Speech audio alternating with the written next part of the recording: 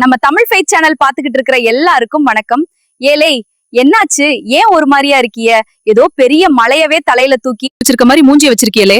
வாழ்க்கையில போராட்டமா, கண்ணீரா, இல்ல பாரமா? விடுங்களே, இதையெல்லாம் பாத்துக்க நம்ம கூட ஒருத்தர் இருக்காரு. வேதம் என்ன சொல்லுதுன்னு பாருங்க. வருத்தப்பட்டு பாரம் சுமக்கிறவர்களே, நீங்கள் எல்லாரும் என்னிடத்தில் வாருங்கள், நான் உங்களுக்கு இளைப்பாறுதல் தருவேன்.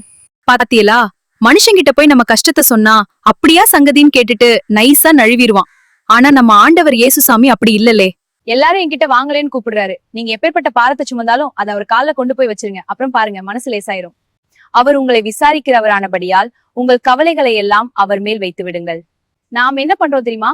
இல்லாததையும் பொல்லாததையும் நினைச்சு மண்டையை பிச்சுக்கிட்டு அலையிறோம். ஏலே, கவலைப்படுறதுனால அவங்க உயரத்துல ஒரு இன்ச்சாவது கூட்ட முடியுமால? முடியாதுல. அப்புறம் எதுக்கு வீணா ஓயாம யோசிச்சுக்கிட்டு இருக்கிய?